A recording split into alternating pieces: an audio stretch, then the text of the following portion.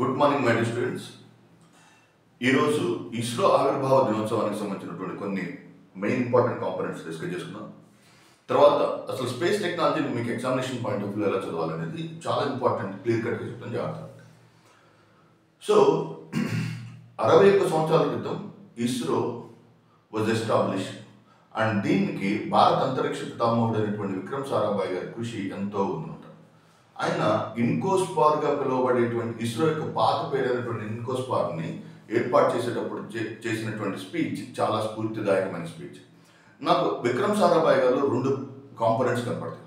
Number 1, అసలు ఎవరు ఊహించని సమయంలో, అత్యంత కఠినమైన సమయంలో కూడా ఒక సవాళ్లతో కూడినటువంటి నిర్ణయం తీసుకోవడం విక్రమ్ సారాభాయ్లో నాకు చాలా ఇన్స్పైరింగ్ పాయింట్ అనమాట.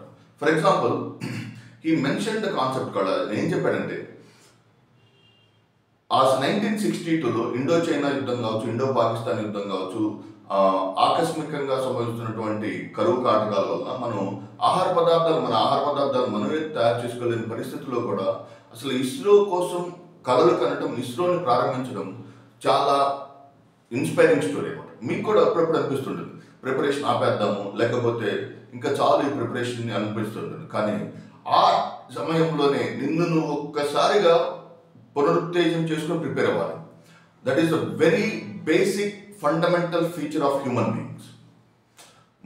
సమస్త మానవ జాతిలో ఉన్నటువంటి అద్భుతమైన లక్షణం ఏంటంటే, కష్టం వచ్చినప్పుడు కుంగిపోకుండా, కష్టం వచ్చినప్పుడు ఎదురెదటం మానవంలో ఉండేటువంటి స్వాభావిక లక్షణం. అది ప్రతి ఒక్క మనిషిలో ఉంటుంది. దాన్ని నర్చర్ చేసుకుంటూ, దాన్ని ఎంకరేజ్ చేసుకుంటూ ముందుకు తీసుకెళ్ళండి. సెకండ్ ఇంపార్టెంట్ థింగ్, ఆయన ఫౌండేషన్ వేసేటప్పుడు ఒక అద్భుతమైన స్పీచ్ ఇచ్చారనమాట. ఆ స్పీచ్లో ఏం చెప్పాడంటే, అభివృద్ధి చెందిన దేశాలను గుడ్డిగా అనుకరించకుండా ఈ స్పేస్ టెక్నాలజీ లేదా అంతరిక్ష సాంకేతిక పరిజ్ఞానం అనేది భారతదేశంలో సామాజిక ఆర్థిక సమస్యలను పరిష్కరించే దిశగా అడుగులు వేయాలని చెప్పడం చాలా చాలా ఉదాత్తమైనటువంటి థింగ్ అనమాట. సో ఇది మీ వర్తమాన జీవితంలో కూడా చాలా ఉపయోగపడుతుంది. సో రేపు ఎప్పుడో ఒకసారి గ్రూప్ 2 DT అయిన తర్వాత ఓకే, అందరూ నీ కొలీగ్స్ ఏమేమి కొనుక్కుంటున్నారు, లేకపోతే బైక్, కారు, పొలం, ఇళ్ళు, పిల్లలు ఇంటర్నేషనల్ స్కూల్ ఎడ్యుకేషన్ లాంటివి కాకుండా ఓకే, నీ చుట్టుపక్కల ఉన్నటువంటి సామాజిక ఆర్థిక పరిస్థితులు మెరుగుపరచడం నీ ముందుండాల్సినటువంటి లక్షణం అనమాట. Okay, so let us jump into the segment called as space technology. ఎలా ప్రిపేర్ అవ్వాలి, how to prepare for space technology. Number 1, first important thing is, space టెక్నాలజీలో మీరు చేయాల్సినటువంటి ఫస్ట్ థింగ్ ఈస్, దానిలో మీకు సిలబస్లో ప్రత్యేకంగా మెన్షన్ చేశాడు. 1 is launch vehicles. So the first component is వాహక నౌకలు. నెంబర్ 2, సైన్స్ మిషన్స్ అన్నాడు. చూడండి, ఇది వెరీ ఇంపార్టెంట్ సెగ్మెంట్. ఓకే, వాహక నౌకలు మరియు science missions. Launching vehicles are the very important segment అనమాట. ఓకే, లాంచింగ్ వెహికల్స్ గురించి చదివితే మ్యాక్సిమం సిలబస్ అయిపోతుంది స్పేస్కి సంబంధించి. ఓకే, ఇన్ జనరల్ ఫస్ట్ ఏం చేయాలంటే evolution of the launching vehicles ఒకసారి అబ్జర్వ్ చేయాలి. అది SLV, ASLV, PSLV, GSLV, LVM-3, SSLV, NGLV వంటి అనేక రకాలైనటువంటి వాహక నౌకలను కంపారిటివ్ స్టడీలో చదవాలి. ఓకే, వాటి యొక్క పొడవు, వెడల్పు, ఎత్తు ఇవి కాదు, ఒక్కొక్క వాహక నౌక నుంచి నెక్స్ట్ వాహక నౌక వెళ్ళేటప్పుడు దాంట్లో జరిగినటువంటి సమూలమైన మార్పుల గురించి అధ్యయనం చేసుకోగలరు. ఫర్ ఎగ్జాంపుల్, SLV నుంచి ASLVకి వెళ్ళారు, ASLV నుంచి PSLVకి వెళ్ళారు, PSLV నుంచి GSLVకి వెళ్ళారు, GSLV నుంచి LVM-3కి వెళ్ళారు, LVM-3 నుంచి SSLVకి వెళ్ళారు, SSLV నుంచి NGLVకి వెళ్ళారు. అంటే ఈ వాహక నౌకల్లో ఉన్నటువంటి నెంబర్ ఆఫ్ దశలు, వాటిలో ఉపయోగించే ఇంధనాలు, ఈ వాహక నౌక ఎంత బరువు ఉన్నటువంటి శాటిలైట్లను ఏ ఆర్బిట్లో ప్రవేశపెట్టగలదు, అంతే. That is the core of the launching vehicles. Okay, so launching vehicles 3 పాయింట్లు గుర్తుపెట్టుకోవాలి. What are those points? Number 1, ఎన్ని దశలు ఉన్నాయి? ఓకే, 2 దశలు ఉందా? ఓకే, 3 దశల వాహక నౌక, 4 దశల వాహక నౌక. ఓకే, అనేది ఫస్ట్ ఇంపార్టెంట్. సెకండ్ ఇంపార్టెంట్, ప్రతి దశలో ఉపయోగించే ఇంధనాలు, ప్రతి దశలో ఉపయోగించే ఫ్యూయల్స్.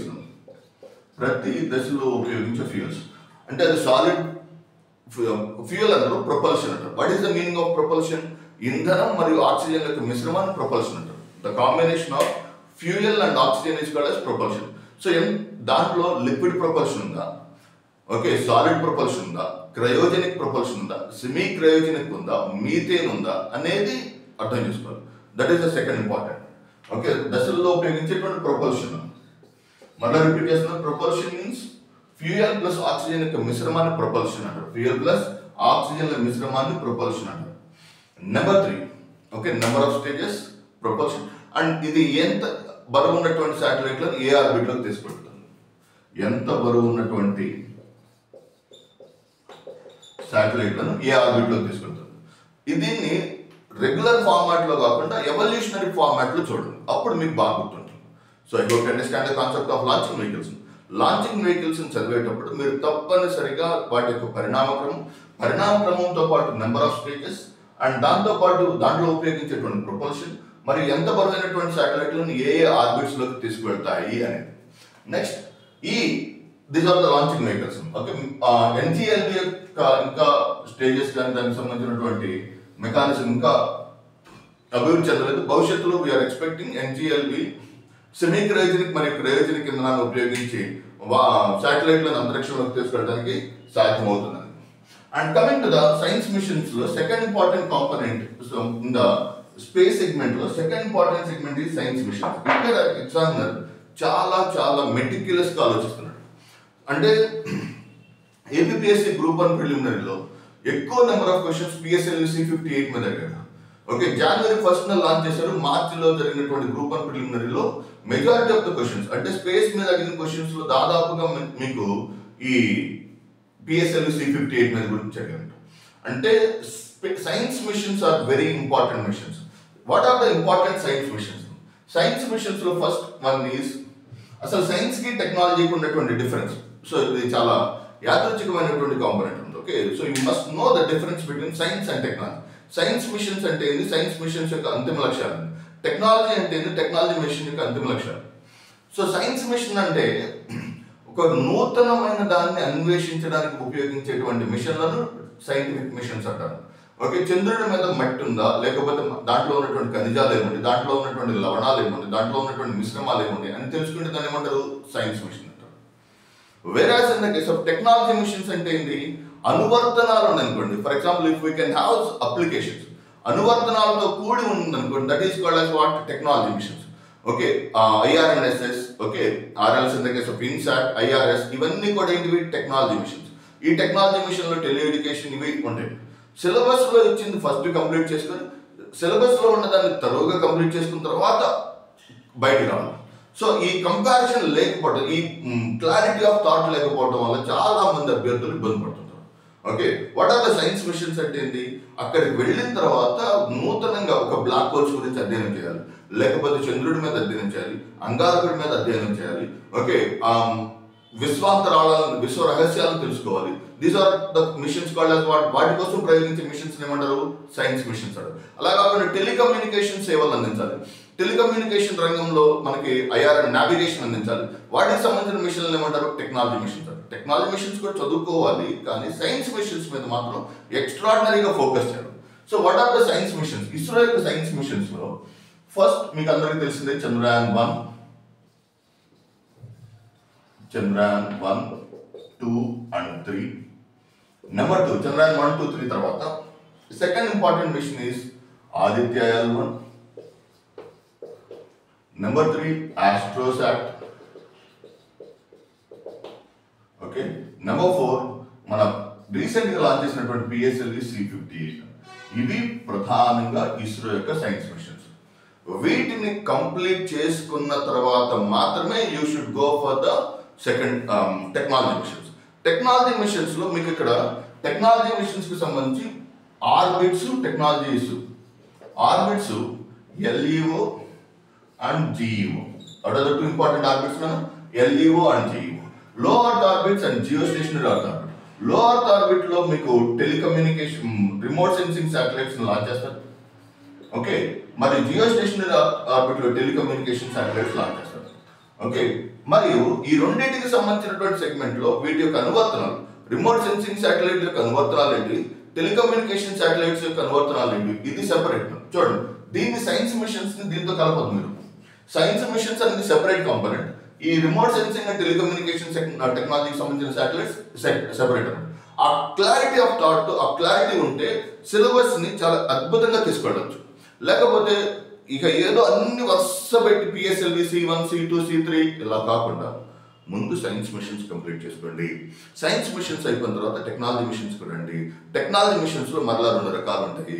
అది remote sensing satellites as well as INSAT satellites. So even దీంట్లో we can also see the concept called Gaganyaan కూడా దీంట్లోకి వస్తుంది. గగన్యాన్ కూడా దీంట్లోకి వస్తుంది. That is the core important concept with reference to the segment called as what నా launching ఈ science missions. Okay, so ఈ 2 కంప్లీట్ అయితే స్పేస్ టెక్నాలజీకి సంబంధించినటువంటి majority of the area complete అవుతుంది. అయితే మనం ప్రీవియస్ పేపర్స్ను దృష్టిలో పెట్టుకుని అసలు ఎటువంటి క్వశ్చన్స్ రావడానికి అవకాశం ఉంది, అసలు ఎగ్జామినర్ ఎలా క్వశ్చన్స్ అడుగుతున్నాడు అనేది ఒక 5 minutes డిస్కస్ చేస్తాం. సో నెంబర్ 1, ఈ వీటిని చదివేటప్పుడు అది సైన్స్ మిషన్ కావచ్చు, టెక్నాలజీ మిషన్స్ కావచ్చు. Okay, science and technology missions చదివేటప్పుడు ఫస్ట్ ఇంపార్టెంట్ సెగ్మెంట్ ఈస్ ఎంత ఎత్తుకు శాటిలైట్లను తీసుకెళ్తున్నాడు.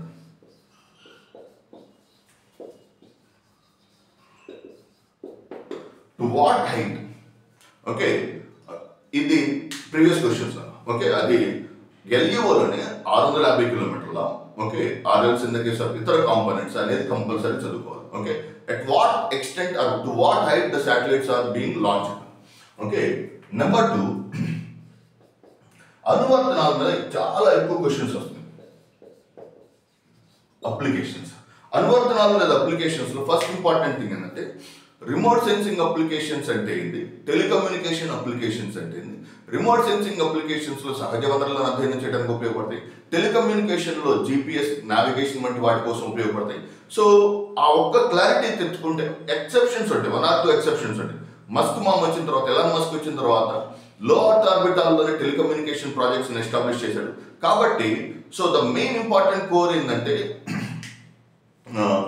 ఈ రిమోట్ సెన్సింగ్ శాటిలైట్స్ సహజ వనరుల కోసం అండ్ ఇన్సాట్ శాటిలైట్స్ ఏమో టెలికమ్యూనికేషన్ కోసం అనేది ఒక క్లారిటీ ఉండాలి. That is the basic fundamental thing. Remote sensing satellites are for IRS for సహజ వనరులు remote, and whereas in the case of INSAT satellites are for telecommunication. ఈ కోర్ కనుక మీరు అర్థమైతే అప్లికేషన్స్ మీద ఎటువంటి శాటిలైట్ ఎటువంటి కాంపోనెంట్స్ అయినా మీరు ఆన్సర్ చేయొచ్చు.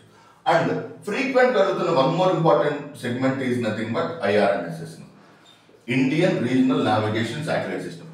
APPSC గ్రూప్ 1లో కావచ్చు, TSPSC గ్రూప్ 1లో కావచ్చు, and even in the case of UPSCలో ఓకే మొత్తం మీద చూస్తే ఒక 7-8 సార్లు అడిగిన ఒక క్వశ్చన్ అంటే we would say IRNSS, Indian regional navigation satellite system అనేది ఈ IRNSS వ్యవస్థ. ఈ IRNSS వ్యవస్థకు సంబంధించినటువంటి అనేక మల్టిపుల్ డైమెన్షన్స్ ని దీంట్లో మనం చూడొచ్చు. Okay, so that is the important concept with reference to the segment called as what applications. Okay, applications తో పాటుగా IRNSS. ఓకే, నెంబర్ 4, దీంట్లో ఇండియాకు సంబంధించినటువంటి లాంచింగ్ వెహికల్స్ మాత్రమే కాదు, okay international launching vehicles, international గా ఈ మధ్య కాలంలో అంతరిక్షంలో జరుగుతున్నటువంటి డైనమిక్స్ ని ఎగ్జామినర్ చాలా బాగా అడుగుతున్నాడు. Examiner is focusing on international dynamics. What are important international dynamics? International dynamics లో ప్రధానమైనవి ఏంటి? నెంబర్ 1, ఇంటర్నేషనల్ డైనమిక్స్ లో first one is nothing but అంతర్జాతీయ పరమైనటువంటి సెగ్మెంట్స్ లో ఫస్ట్ వన్ ఈజ్ అంతర్జాతీయ పరమైనటువంటి వాటిలో ఓకే స్పేస్ ఎక్స్ యొక్క ప్రయోగాలు కావచ్చు. నెంబర్ 2, మన కల్పనా చావ్లాకు సంబంధించినటువంటి ISS ఇంటర్నేషనల్ స్పేస్ స్టేషన్ కి లో జరుగుతున్నటువంటి రీసెంట్ ఎక్స్పెరిమెంట్స్ కావచ్చు. And third important experiment is nothing but okay European space ఏజెన్సీలో జరిగేటువంటి some of the important segments are also important. European space agency చేస్తున్నటువంటి ప్రయోగం. ఓకే, అంటే ఇటీవల కాలంలో స్పేస్ ఎక్స్ చెందినటువంటి స్టార్ షిప్ అనే ఒక వాహక నౌకను ప్రయోగిస్తూ వస్తున్నారు. అంటే స్టార్ షిప్ అంటే స్టార్ షిప్ కి సంబంధించినటువంటి main important components are extremely important for your examination point of view. Okay, so మీరు దీన్ని చాలా తరువుగా కనుక అర్థం చేసుకోగలిగితే it can be extremely useful for your examination point of view. అంటే రెగ్యులర్ మొనాటనస్ ప్రిపరేషన్ కి అలా బండగా చదవకండి, ఆగి ఏ సెగ్మెంట్ ని ఎలా హ్యాండిల్ చేయాలి, ఒకే ప్రిపరేషన్ని ఒకే స్ట్రాటజీ అన్ని సబ్జెక్టులకు సరిపోదు, అన్ని టాపిక్స్కి సరిపోదు. సైన్స్ అండ్ టెక్నాలజీ ఒక్కటే, అంటే హిస్టరీ ఒక్కటే ఉంటుంది. సైన్స్ అండ్ టెక్నాలజీలో మల్టిపుల్ ఏరియాస్ ఉంటుంది. స్పేస్ ఉంటుంది, డిఫెన్స్ ఉంటుంది, న్యూక్లియర్ ఉంటుంది. ఓకే, అలా స్పేస్ని ఒక అద్భుతమైనటువంటి క్రిస్టల్ క్లారిటీతో మాత్రమే చదవాలి. ఓకే, ఈ విధంగా మీకు ఎగ్జామ్ వరకు రోజు ఏదో ఒక సైన్స్ అండ్ టెక్నాలజీకి సంబంధించినటువంటి అప్డేట్తో కానీ రోజు ఎగ్జామినేషన్ పాయింట్ ఆఫ్ వ్యూకి సంబంధించినటువంటి అప్డేట్స్ని, అంటే ఎలా హ్యాండిల్ చేయాలి ఎగ్జామ్ అనే దానికి సంబంధించినటువంటి ఏరియాస్ని ప్రతిరోజు we are going to discuss through this YouTube channel. Okay, so thank you very much. All the best. God bless you all.